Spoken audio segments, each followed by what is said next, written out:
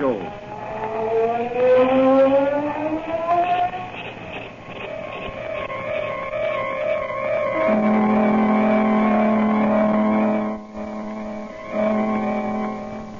Sweeping down upon the underworld to smash gangland, the friend of the unfortunate, enemy of criminals. A mysterious, all-powerful character, a problem to the police, but a crusader for law. In reality, Dan Garrett, a rookie patrolman, loved by everyone but suspected by none of being the Blue Beetle. As the Blue Beetle, he hides behind a strange mask and a suit of impenetrable blue chain armor, flexible as silk but stronger than steel.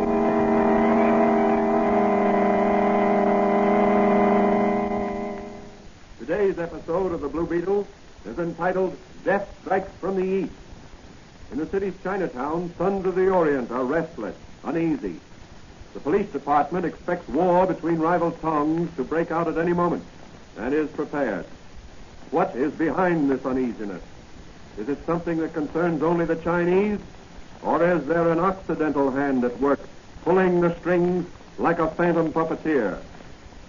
As our story opens, Patrolman Dan Garrett, who in secret is the Blue Beetle, discusses the situation with his friend and confidant, Dr. Franz, in his little apothecary shop. You know, Doc, leaning here on this counter, it's hard to realize that you and I are only a few city blocks away from the Orient. You're referring to Chinatown? Yeah. I wish I knew what was going on down there. Do you think rival towns are about to war on each other? Nope, I don't. Then what do you think is causing this unrest the newspapers speak of? Fear and resentment. Resentment? Of whom? Of us. You mean the police? Nope. The white race. But what have we done to them? We don't molest them. No, it isn't that. I think there's some sort of a racket going on down there. Are you going to do anything about it? Well, I'm going to ask the chief to assign me to a beat in Chinatown. You'd better be careful, Danny. You could disappear down there and no one would ever find you. Oh, I'll be careful, all right. I've got a friend down there. A Chinese? Yeah. Restaurant keeper, Ling Wan. Cultured gentleman. I saved his life once, and he's never forgotten. I'd imagine he could be very helpful. Well, I've got to run down to headquarters now. Maybe Manigan and I can both get assigned to that district. Well, good luck to you, Danny boy. Thanks, Doc. So long. Patrolman Dan Garrett is headed for the Orient.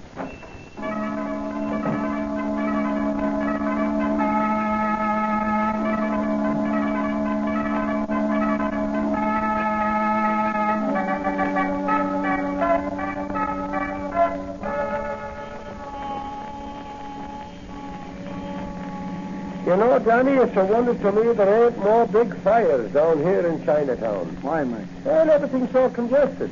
How's the fire engine ever going to get through here? Well, I'd be willing to bet that if I should sound the siren on this car, we'd have a clear track ahead almost immediately. Yeah, them babies can certainly scatter in a hurry. Hey, what's that now? All right. That's Bud smashing up that Chinese restaurant. Come on, Manigan. That looks like Ling Wan's place. Okay.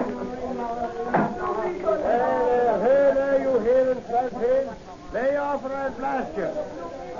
All right, pipe down. Where's the guy what done this? The whirlwind has struck. Who knows whither the whirlwind goeth? Hey, what kind of talk is that? Whirlwind me eye. It was a bunch of hoodlums. Ling Wan. Ah, my friend, the Honorable Dan Garrett. After the whirlwind, the face of the sun appears to spread light upon a dark and dreary scene. I'm afraid the face of the sun has appeared too late to be of any help to you, Ling Wan.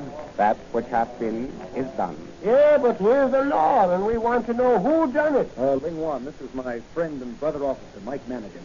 The devastation which is mine is honored by the presence of a friend of the brave and honorable Dan Garrett. Well, now, we'd like to get the facts in this case. Suppose you let me talk with Ling Wan, Manigan, while you make a report on this. I've had a hunch something like this was happening frequently here in Chinatown.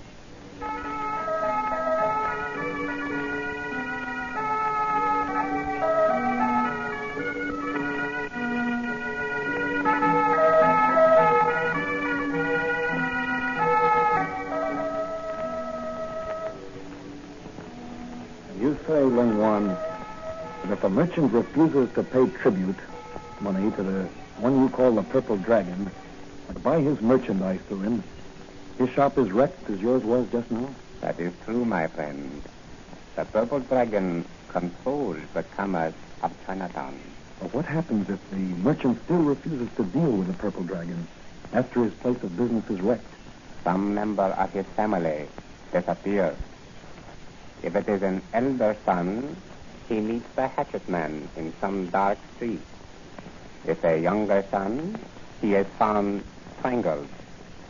If the merchant has only daughters, one of them is kidnapped and offered as a human sacrifice to please the Tibetan earth goddess. Do you mean to say that they're actually sacrificed? Killed?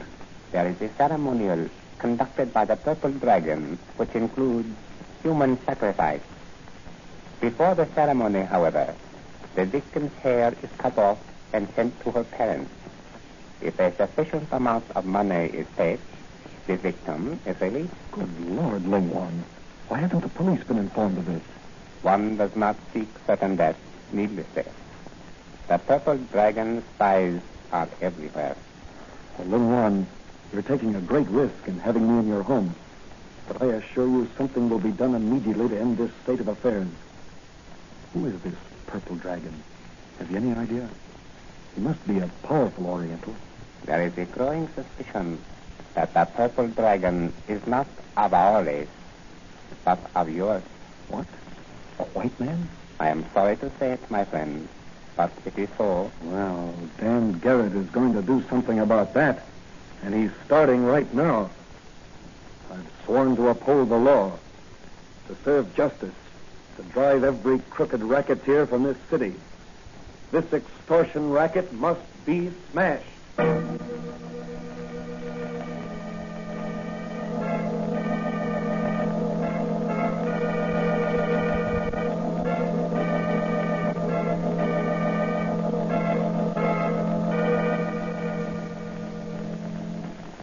Doc, I've never heard of such a fiendish method of extracting money from honest businessmen. And you say Ling Wan believes the Purple Dragon to be a white man? That's right.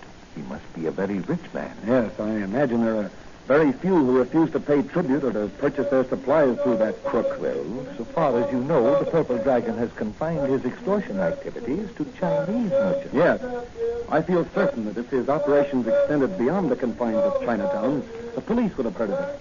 I wonder what the extra's about. Well, just a minute, Doc. I'll buy a paper. Yes, you read all about it. Commissioner Warren's daughter kidnapped. Here you are, boy. Yes, sir. Thank you. You read all about it. Well, what do you know about this, Doc? Well, what is it, Danny? Commissioner Warren's daughter was kidnapped last night as she left a dance at the casino. Commissioner Warren? Yes, the commissioner of markets. I wonder what's back of that. The kidnappers can't expect to get much money out of Warren. He's not wealthy. No, and he's one of our most efficient officials. Say, you don't think... Well, what is it, Danny? I'm going over to Commissioner Warren's house and make a little investigation. Hey, what's that?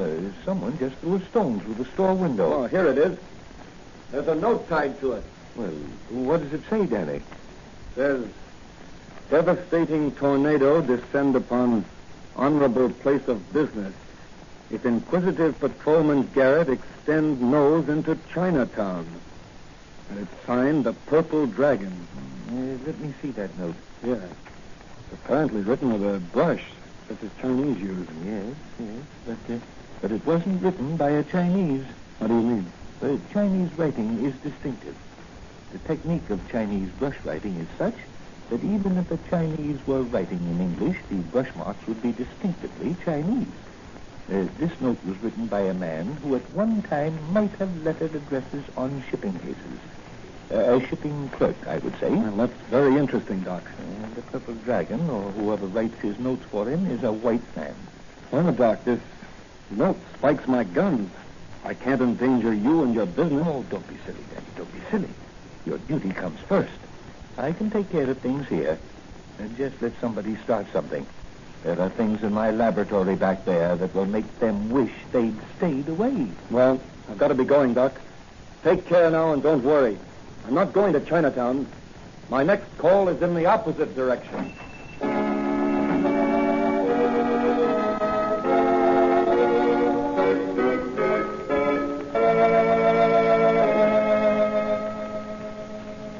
Commissioner Warren, I've been assigned by the police commissioner to do a little investigating in this case. Yes, I'm glad you have, my boy. I'd appreciate any information you could give me, Commissioner. I'll give you what I can. Have you any enemies? Yes, plenty of them. In my position, there are bound to be individuals and groups who resent my interference with their attempts to extort money from the firms that do business with the city. Oh, there is an extortion racket. Well, yes. At least I am convinced that many merchants are paying out money to protect their goods and places of business from destruction. In Chinatown, for instance? Why, yes. How did you know? I have a friend in Chinatown. I see. Well, to be frank with you, I've been conducting a quiet investigation down there. You think your daughter's kidnapping is in retaliation? I'm certain it is. Why? This note. I received it about an hour ago. Here, read it. The Tibetan Earth Goddess is angry. You are interfering with her plans. Unless you cease your efforts, you will never see your daughter again. Signed, the Purple Dragon.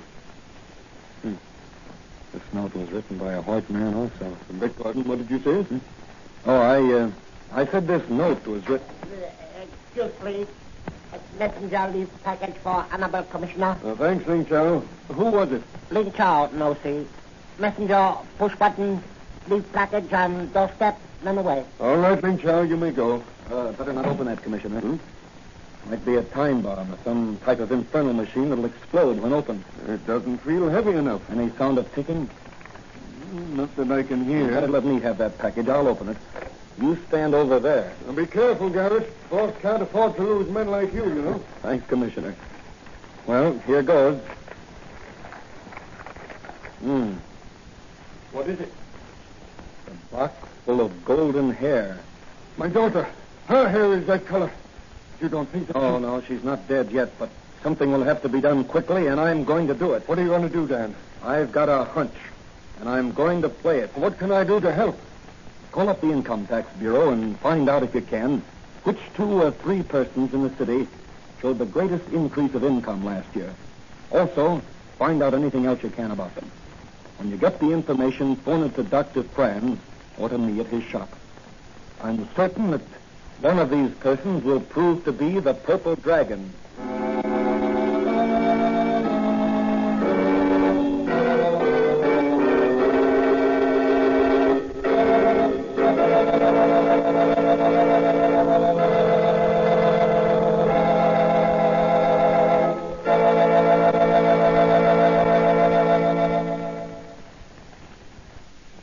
What does Dan Garrett plan to do next?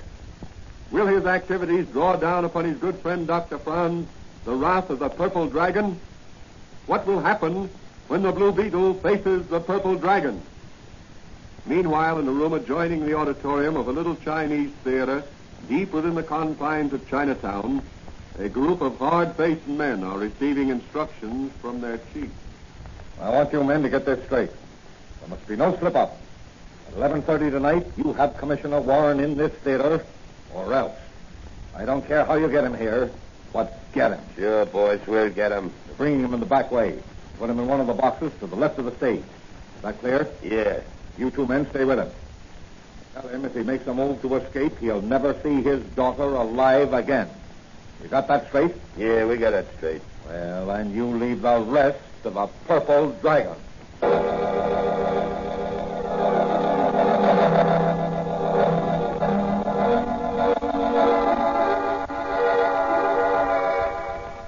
In Dr. Franz's laboratory, Dan Garrett is donning the mask and blue chain armor of the Blue Beetle. Oh, Danny, Commissioner Warren called just before you arrived. Oh, what did the commissioner have to say? He said the 2 most financially successful men last year were Roger Gillespie, the contractor, and a fellow by the name of Anthony Rondos. Gillespie seems to have made a fortune during the building boom last year, and Rondos apparently made a great success of the importing business. Rondos is our man, I'm sure of it. Where does he live, did Warren say? Yes, he recently bought Ridley Home. I know that place. Yes, Danny, I know. I remember you visited the house secretly one night while you were making an investigation of Banker Ridley's strange death on the operating table. That's the place. Well, that'll be the Blue Beetle's first call tonight. So long, Doc.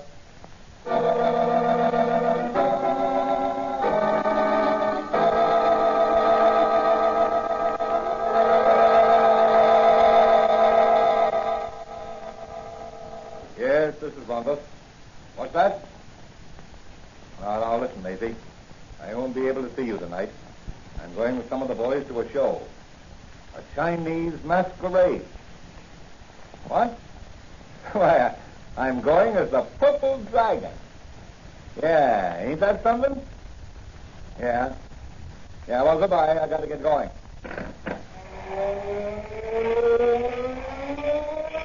The Blue Beetle. Yes, Mr. Purple Dragon, alias Tony Ronda, extortionist and blackmailer, the Blue Beetle. Oh, you're wise to my racket, eh? Yes, and I'm going to end your racket tonight. That's what you think.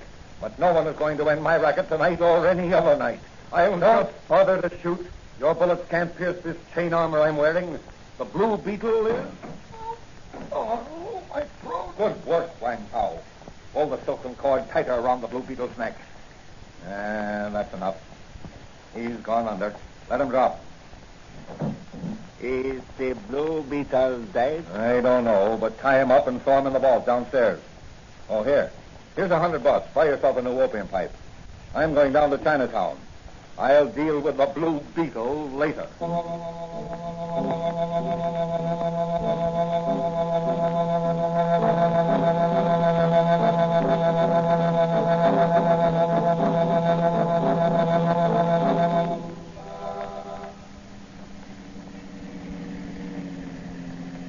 I demand to know where you're taking me. To see your daughter, Commissioner Warren. Where is she? Where have you hidden her? If you've harmed the hair of her head, I'll... Don't worry, Commissioner. She ain't dead yet. Her hair's a little short since the Purple Dragon cut it off. But that was necessary for the part she's playing tonight. Part? What part? She's playing a part in a Chinese play. What sort of a game is this? My daughter's not an actress. Let me out of here. Quiet, Commissioner, if you want to see your daughter again alive. All right. What is it you want? The Purple Dragon wants you to resign as Commissioner of Market. What? Never. I've sworn to protect the merchants of this city against extortion rackets, and I intend to do it. Better think it over, Commissioner. This part your daughter's playing is awful dangerous. Come on, Commissioner. This is the place. In you go. Maybe you'll change your mind when you see the play.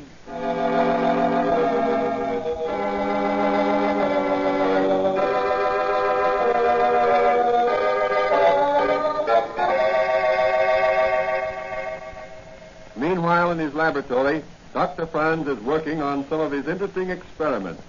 Yeah. Now, let's see.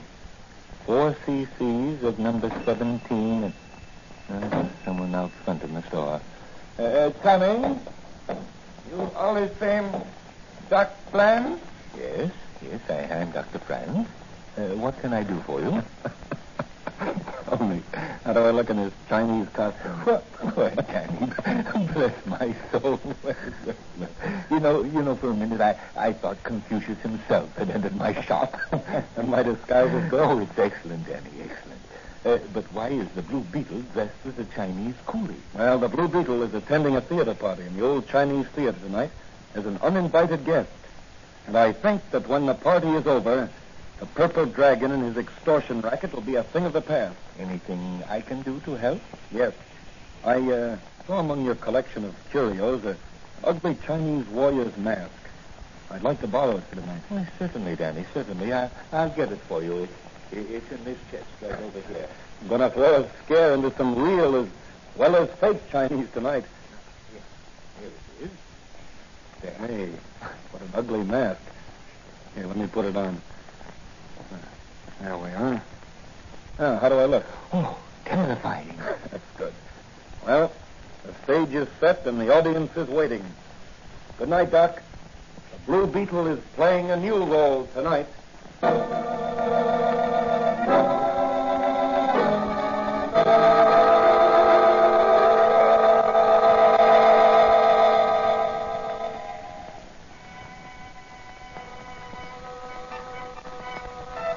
In a dimly lit auditorium, a hushed group of Chinese merchants await the performance they have been ordered to attend.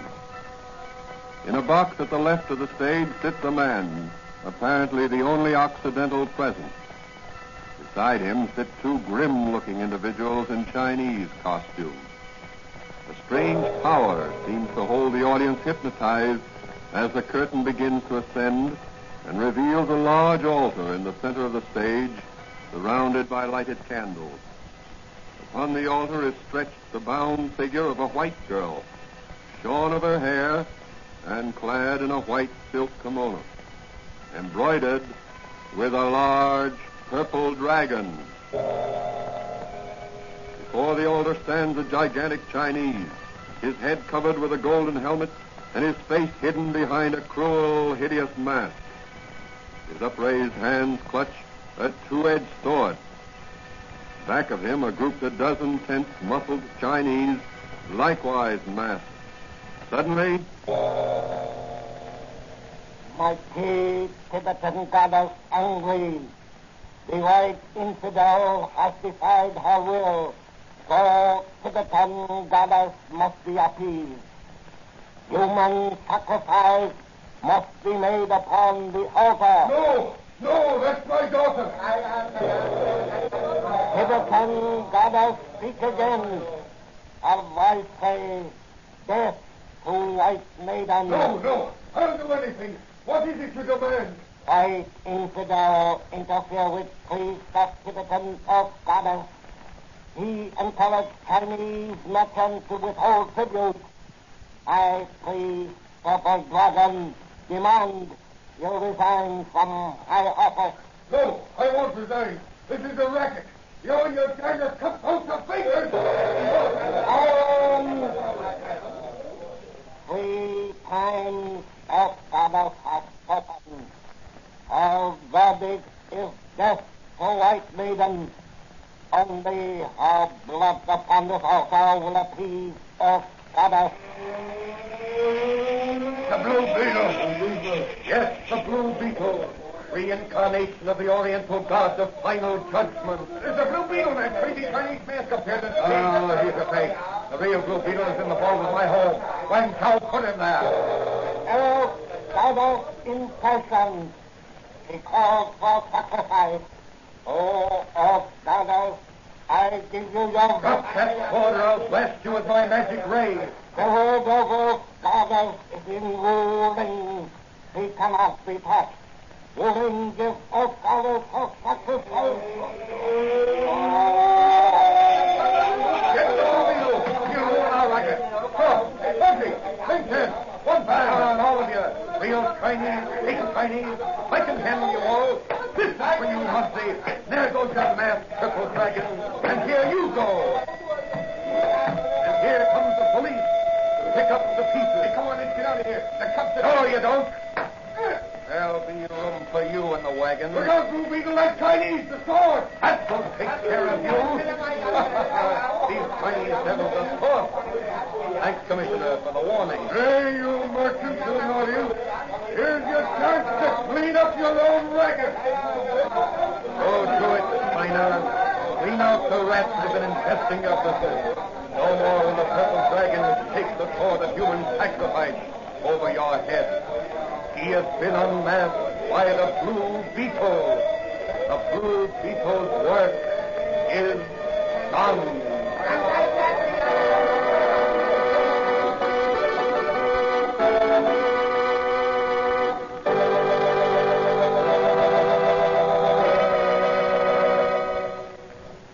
And so the Blue Beetle smashed another racket and regained for his fellow citizens the admiration and respect of a grateful people. Later that night, the Commandant Garrett, no longer in the costume of the Blue Beetle, sits in Dr. Fran's laboratory discussing the case with Dr. Fran. Well, Danny, what gave you your first clue? The package of hair the commissioner received. And to think that such things can be. Why didn't some of those Chinese merchants report this racket to the police? Fear of vengeance.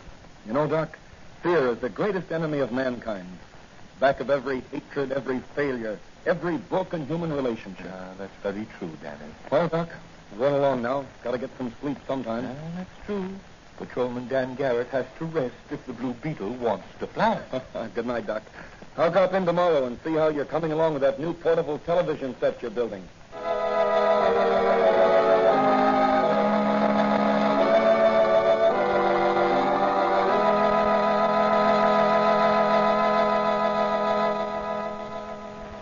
So Dr. Franz is working on a portable television set. Will it be successful? How can the Blue Beetle use it to run down criminals? What will be the Blue Beetle's next case? These questions will be answered in the next episode of The Blue Beetle.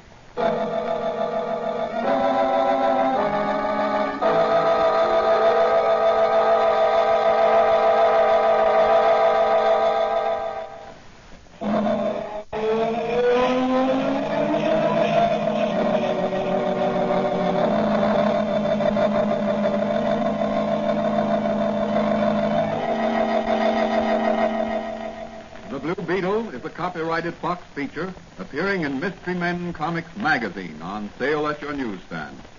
The Blue Beetle is on the air twice a week on this same station. Consult the broadcast schedule in your local newspapers. And don't forget to listen in.